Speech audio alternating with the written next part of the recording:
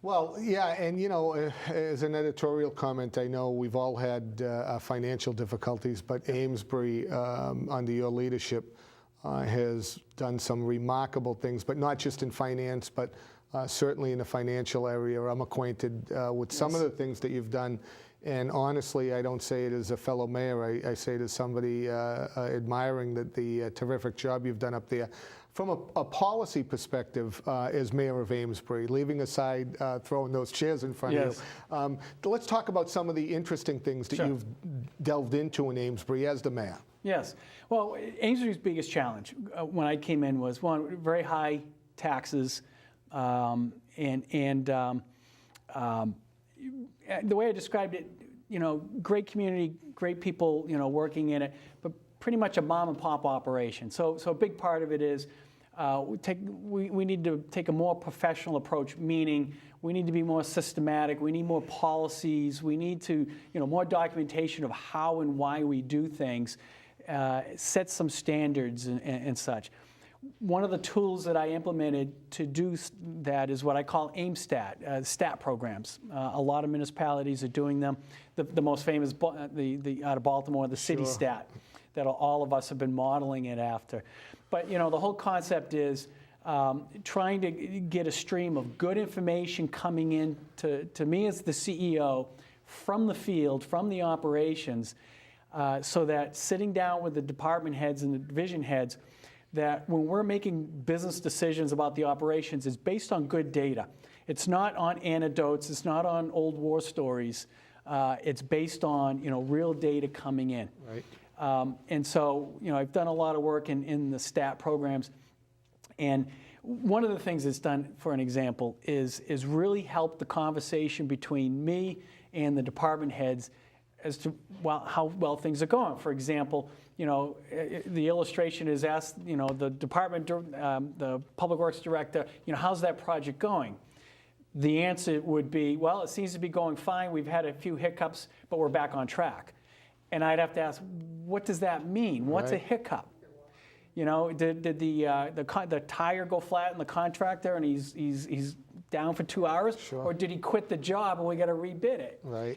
And so through AIMSTAT and good data, it's creating a precise language as to what's the status, what's the percent completed, and tracking these things through completion.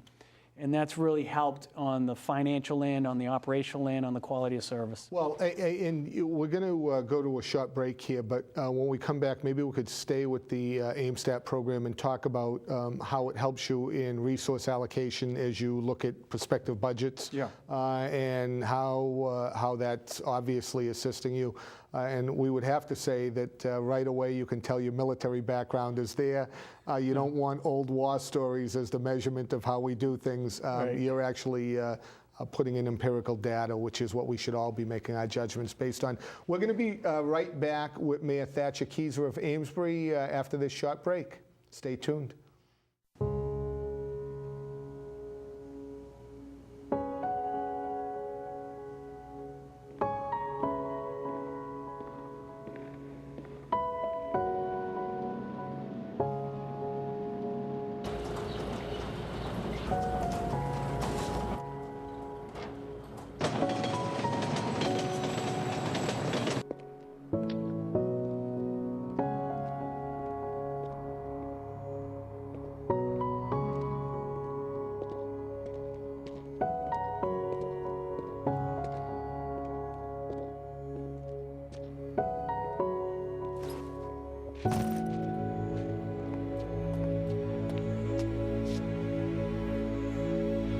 Welcome home, man.